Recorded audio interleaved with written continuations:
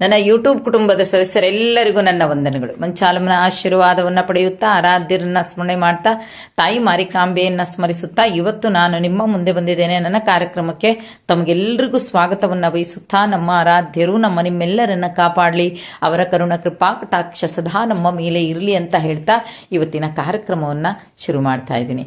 ಇವತ್ತಿನ ಕಾರ್ಯಕ್ರಮದಲ್ಲಿ ನಾನು ಹೇಳಿದ್ದೆ, ನಿನ್ನೆ ಗೊತ್ತು ನಿಮಗೆಲ್ಲರಿಗೂ, ಹೆಚ್ಚಾಗಿ ನಾನು ವಿಡಿಯೋದಲ್ಲಿ ಹೇಳಿದ್ದೀನಿ. ಮಂಗಳೂರಿನ ಪುತ್ತೂರಿನಲ್ಲಿರುವ ಆಸ್ಪತ್ರೆಗೆ ಹೋಗಿದ್ದೆ ನಾನು ಅಂತ. ನಾನು ನಮ್ಮ ಮನೆಯವರೆಲ್ಲ ಒಟ್ಟಾಗಿ ಹೋಗಿದ್ವಿ ಅಲ್ಲಿ. ಹೋಗುವಾಗ ಒಂಥರ ಭಯ ಇತ್ತು. ರಾಯರ ಮಠಕ್ಕೂ ಹೋಗಿದ್ದೆ ನಾನು. ಯಾಕಂದರೆ ನಮ್ಮನೆಯವರಿಗೆ ಈ ಆಪರೇಷನ್ನು ಅದು ಇದು ಎಲ್ಲ ಗೊತ್ತಿಲ್ಲ. ಅವರು ಏನಮ್ಮಮ್ಮ ಅಂದ್ರೆ ಒಂದು ಜ್ವರ ಬಂದರೆ ಒಂದು ಗುಳಿಗೆ ತಗೋತಾರೆ, ಅದು ಬಿಟ್ಟರು ಇದೆಲ್ಲ ಗೊತ್ತಿಲ್ಲ. ಹಾಗಾಗಿ ನಂಗೊಂಥರ ಭಯ ಇತ್ತು.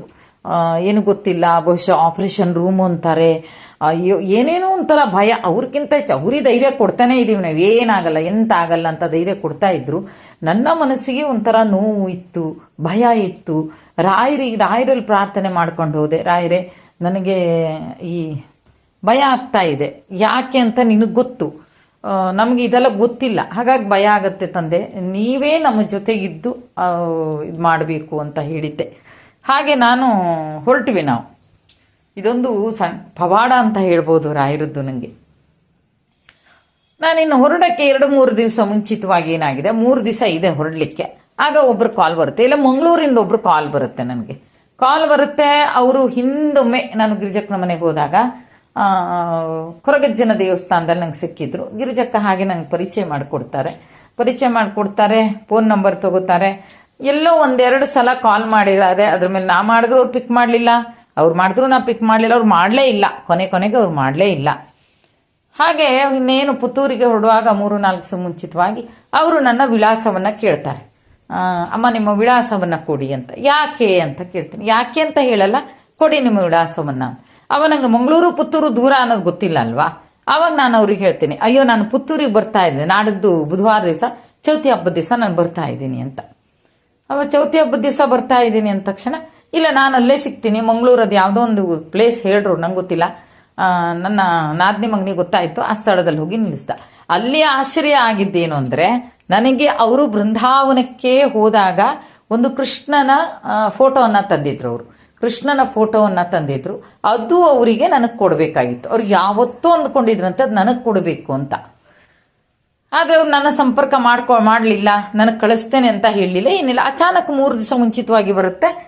ಬಂದಾಗ ನಾವು ವಿಷಯನೂ ಹೇಳ್ತೀನಿಲ್ಲ, ನಮ್ಮನೆಯವ್ರನ್ನ ಕರ್ಕೊಂಡು ಹಿಂಗೆ ಹೋಗ್ತಾ ಇದ್ದೀನಿ ಅಂದಾಗ, ಏನಿಲ್ಲ ಭಯಪಡಬೇಡಿ ಅಮ್ಮ, ನಾನು ತಂದು ಕೊಟ್ಟು ಹೋಗ್ತೀನಿ ನಿಮ್ಗಂತ ಕೊಟ್ಟು ನನ್ನ ಕೈಯಲ್ಲಿ ಇಟ್ಟು ಹೋದ್ರು. ಅದು ನನಗೆ ಒಂದು ಪವಾಡ ಅಂತ ಅನ್ನಿಸ್ತು. ಹೋಗುವಾಗ ಅವ್ರೊಂದು ಮಾತು ಹೇಳಿದರು, ಎಲ್ಲ ಕೃಷ್ಣನ ಮೂರ್ತಿ ಅದು ಹಾಗಿದೆ ಹೀಗಿಂತ ಕೊಡ್ತಾರಲ್ವ, ಇಲ್ಲ, ನಿಜವಾದ ಕೃಷ್ಣನ ರೂಪ ಇರೋದು ಹೀಗೇನೆ. ಎಲ್ಲಿ? ಬೃಂದಾವನದ ದ್ವಾರಕೆಯಲ್ಲಿ ನಿಜವಾದ ಕೃಷ್ಣನ ರೂಪ ಅಲ್ಲಿ ಏನಿದೆ, ಇದು ಈ ಫೋಟೋದಲ್ಲಿ ಹೀಗೆ ಇದೆ ಅಮ್ಮ ಅಂತ ಹೇಳಿ ನನಗೆ ಕಾಲಿಗೆ ಬಿದ್ದು ನಮಸ್ಕಾರ ಮಾಡ್ಕೊಂಡು ಹೋದ್ರು. ಬೇಡ ಅಂದರೂ ಕೇಳಲಿಲ್ಲ, ಕಾಲಿಗೆ ಬಿದ್ದು ನಮಸ್ಕಾರ ಮಾಡ್ಕೊಂಡು ಹೋದ್ರು. ನಿಜವಾಗಿಯೂ ಅವರಿಗೆ ನಮಸ್ಕಾರ ಮಾಡಬೇಕು, ಯಾಕಂದರೆ ದ್ವಾರಕ್ಕೆ ಮತ್ತು ಬೃಂದಾವನಕ್ಕೆ ಸಾಧಾರಣದವ್ರು ಹೋಗೋದಿಲ್ಲ. ಅಂಥ ಒಂದು ಯೋಗ ಬೇಕು ಅದಲ್ವಾ, ಅಂಥವ್ರು ಹೋಗಿದ್ದಾರೆ. ಹಾಗೆ ಆಯಿತು, ಅದಾಯಿತು. ರಾಯರ ಪ್ರಾರ್ಥನೆಯನ್ನು ಮಾಡ್ಕೋತಾ ಹೋದೆ. ನನಗೆ ಯಾಕೋ ಅದು ಫೋಟೋ ಕಂಡಾಗ ನನಗೆ ನನ್ನ ಜೊತೆಗೆ ರಾಯರಿದ್ದಾರೆ ಅನ್ನೋದಂತೂ ಗ್ಯಾರಂಟಿ ಆಗುತ್ತೆ. ಎಲ್ಲರ ಜೊತೆಗೂ ಇದ್ದಾರೆ ರಾಯರು, ಎಲ್ಲರ ಜೊತೆಗಿದ್ದಾರೆ, ನನ್ನ ಜೊತೆಗಿದ್ದಾರೆ ಅಂತ ಬೀಗೂ ಆಗಿಲ್ಲ ನಾನು. ಪ್ರತಿಯೊಬ್ಬರಿಗೂ ಒಂದೊಂದು ರೀತಿಯಲ್ಲಿ ರಾಯರು ಜೊತೆಗಿರ್ತಾರೆ, ಇದು ಮಾತ್ರ ಖಂಡಿತ. ಹಾಗೆ ಇನ್ನೇನು ನಾನು ಪುತ್ತೂರಿಗೆ ಎಂಟ್ರಿ ಕೊಡ್ತೀನಿ. ಪುತ್ತೂರು ಎಂಟ್ರಿ ಕೊಟ್ಟಾಯ್ತು, ಇನ್ನು ರೂಮ್ ಒಂದು ಮಾಡಬೇಕು ಅಂತ ಓಡಾಡ್ತಾ ಇರುವಾಗ ಅಲ್ಲಿ ನನ್ನ ಫ್ರೆಂಡ್ ಫೋನ್ ಬರುತ್ತೆ. ನನಗೆ ಅವ್ರ ಫೋನ್ ಬಂದ ತಕ್ಷಣ ಆಶ್ಚರ್ಯ ಆಗ್ಬಿಡ್ತು. ಅರೆ ಇವ್ರಿಗೆ ನಾನು ಹೇಳೇ ಇಲ್ಲ, ಆದರೆ ಇವ್ರ ಫೋನ್ ಬಂತಲ್ಲ ನನಗೆ ಅಂತ. ಆಮೇಲೆ ಫೋನ್ ಮಾಡಿ ನಂತರ ಮಾತಾಡ್ತೀನಿ ಅವ್ರ ಹತ್ರ. ನಾನು ಮಾತಾಡ್ತೀನೋ ವಾಯ್ಸ್ ಮೆಸೇಜ್ ಹಾಕ್ತೀನೋ ಏನೋ ಮಾಡ್ತೀನಿ. ಅವರು ಒಂದು ಧೈರ್ಯ ಕೊಟ್ಟರಲ್ಲ, ಆಯಿತು. ನಾವು ಹೋಗಿ ಗುರುವಾರ ದಿವಸ ಹೋಗಿ ಅಡ್ಮಿಟ್ ಆಗಿದ್ವಿ ಅಲ್ಲಿ.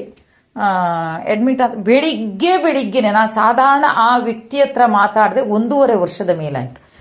ಫೋನ ಮಾತಾಡ್ತಿರ್ಲಿಲ್ಲ ನಾವು. ಲೇಡೀಸ್ ಅವರು, ರಾಯರ ದೊಡ್ಡ ಭಕ್ತರು ಅವರು, ತುಂಬ ಕಾರ್ಯಕ್ರಮಗಳಿದೆ ಅವರದ್ದು.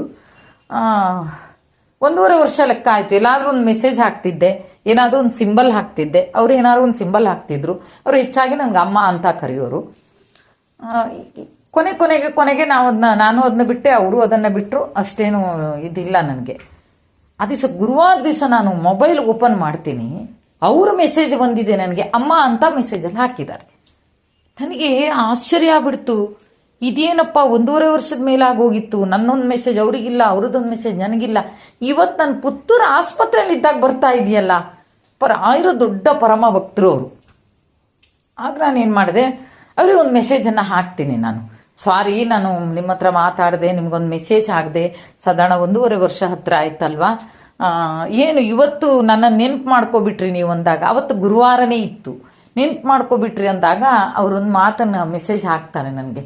ನಾನಿವತ್ತು ಪೂಜೆ ಮಾಡ್ತಾ ಇರುವಾಗ, ಕಣ್ಣು ಮುಚ್ಚಿ ರಾಯರನ್ನ ಧ್ಯಾನ ಮಾಡ್ತಾ ಇರುವಾಗ ನಿಮ್ಮ ಮುಖ ಕಾಣಿಸ್ತಮ್ಮ ಅಂತ.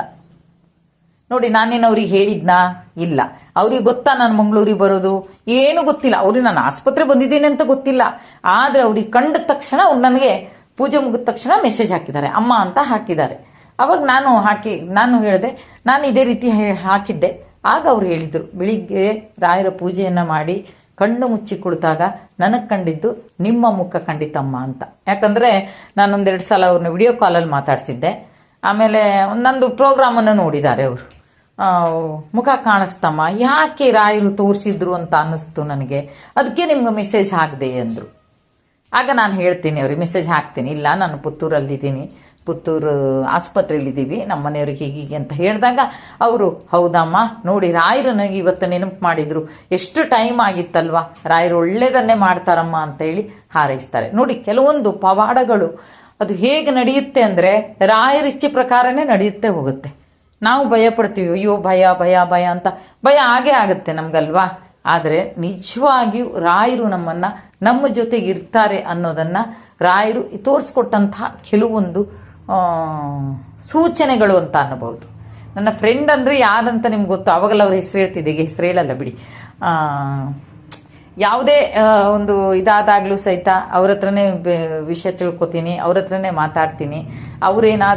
ಅವರಿಗೂ ಬೇಜಾರಾಗಲ್ಲ ಅಂತಲ್ಲ, ಏನಾದರೂ ಬೇಜಾರಾದಾಗ ನನಗೆ ಲತಕ್ಕ ಅಂತಾರೆ, ಲತಕ್ಕ ಹೀಗೆ ಬೇಜಾರು ಲತಕ್ಕ ಅಂತಾರೆ, ನಾನು ಸಮಾಧಾನ ಮಾಡ್ತೀನಿ.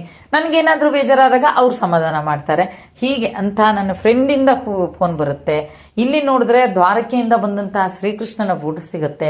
ಅಲ್ಲಿ ನೋಡಿದರೆ ಗುರುವಾರ ದಿವಸ ಬೆಳಿಗ್ಗೆನೆ ಅವರಿಗೆ ನಾನು ಕಾಣಿಸಿದ್ದೀನಿ. ಕೂಡಲೇ ನನಗೆ ಕಾಲ್ ಮಾಡಿ ಧೈರ್ಯ ತುಂಬಿದ್ದಾರೆ, ಹೆದರಬೇಡಿ, ಏನಿಲ್ಲ, ಇವತ್ತು ಗುರುವಾರ, ರಾಯರು ನಿಮ್ಮ ಮುಖನ ತೋರಿಸಿದ್ದೆ ಇದಕ್ಕೆ, ಅಂದರೆ ಮಾತಾಡಿಸು ಅನ್ನೋ ಕಾರಣಕ್ಕೆ ತೋರಿಸಿದ್ದಾರೆ, ಹೆದರಬೇಡಿ ಅಮ್ಮ ಅಂತ ಹಾಕ್ತಾರೆ. ನೋಡಿ, ರಾಯರ ಪವಾಡಗಳು ಎಷ್ಟೋ ಜನರ ಜೀವನದಲ್ಲಿ ನಡೆದು ಹೋಗಿರುತ್ತೆ ಅಲ್ವಾ. ಎಷ್ಟೋ ಜನರ ಜೀವನದಲ್ಲಿ ಅದ್ಭುತವಾದಂಥ ಪವಾಡಗಳು ನಡೆಯುತ್ತೆ. ಹಾಗೆ ನಮ್ಮ ಜೀವನದಲ್ಲಿ ನಡೆದಾಗ ಅದೇ ನಮಗೆ ಅದ್ಭುತವಾಗಿ ಕಾಣುತ್ತೆ. ಅದೇ ದೊಡ್ಡ ಅದ್ಭುತವಾದಂಥ ಪವಾಡ ನಮಗೆ ಅಂತ. ನಾನು ಬಹುಶಃ ಆಸ್ಪತ್ರೆ ಪುತ್ತೂರಿನಲ್ಲಿದೆ, ಆಪರೇಷನ್ ಮಾಡದೇನೆ, ಕತ್ರಿ ಹಾಕದೇನೆ ಆಪರೇಷನ್ ಮಾಡುವಂಥದ್ದು ಆ ಆಸ್ಪತ್ರೆ. ಮೂಲವ್ಯಾಧಿ ಮತ್ತು ಕೆಲವೊಂದು ಆಯುರ್ವೇದಿಕ್ ಇದು ನಿಮಗೆ ಏನೇ ಮಾಡ್ಕೊಳ್ಳೋಕ್ಕಿದ್ರು ಬಹುಶಃ ಪುತ್ತೂರಿನ ಸುಶ್ರುತ ಆಸ್ಪತ್ರೆ, ಆಯುರ್ವೇದಿಕ್ ಆಸ್ಪತ್ರೆ ಅದು. ಹಾಗೆಲ್ಲಾದರೂ ಬೇಕು ಅಂದರೆ ಕಾಂಟ್ಯಾಕ್ಟ್ ಮಾಡಿ. ಈಗಾಗಲೇ ಒಬ್ಬರು ಹೋಗ್ತಾ ಇದ್ದಾರೆ ಅಲ್ಲಿ, 2-3 ಜನ ಆಯಿತು ನಾವು ಹೋಗಿ ಬಂದಮೇಲೆ. ಈಗ ಮಂಗಳೂರಿನವರು ಒಬ್ರು ಹೋಗ್ತೀನಿ ಅಂತೇಳಿ ಕಾಲ್ ಮಾಡಿದ್ದಾರೆ ನನಗೆ, ಹೋಗಬೇಕು, ಅದನ್ನು ಏನು ಅಂತ ನೋಡ್ಕೋಬೇಕು ಅಂತ. ಹಾಗಾಗಿ ಅಂಥ ಒಂದು ಇದಿದ್ದರೆ ನೀವು ದಯವಿಟ್ಟು ಹೋಗಿ ಬನ್ನಿ. ಏನಾದರೂ ಪ್ರಾಬ್ಲಮ್ಗಳಿದ್ರೆ ಎಲ್ಲ ಪ್ರಾಬ್ಲಮ್ಗಳಿಗೂ ನೋಡ್ತಾರೆ.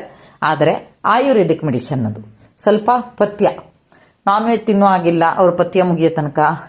ಆಮೇಲೆ ಖಾರ ತಿನ್ನಬಹುದು, ತಿನ್ನಲೇಬಾರ್ದಂತಲ್ಲ, ಮಿತವಾಗಿ ಬಳಸಬೇಕು ಅನ್ನೋ ಬಗ್ಗೆ ಇದು ಮಾಡ್ತಾರೆ. ಹಾಗಾಗಿ ದಯವಿಟ್ಟು ಯಾರಿಗಾದರೂ ಹೋಗಬೇಕು ಅಂದರೆ ಖಂಡಿತವಾಗಿಯೂ ನಾನು ಕಾಂಟ್ಯಾಕ್ಟ್ ಮಾಡಿ, ನಾನು ನಂಬರನ್ನು ನಿಮ್ಗೆ ಹಾಕ್ತೀನಿ, ಅವರನ್ನು ಕೇಳ್ಕೊಳ್ಳಿ ಅಂತ ಹೇಳ್ತಾ ಇವತ್ತಿನ ಈ ಕಾರ್ಯಕ್ರಮವನ್ನು ಇಲ್ಲಿಗೆ ಮುಗಿಸ್ತಾ ಇದ್ದೀನಿ. ಜೈ ಹಿಂದ್, ಜೈ ಕರ್ನಾಟಕ ಮಾತೆ, ಸರ್ವೇ ಜನ ಸುಖಿನೋ ಭವಂತು.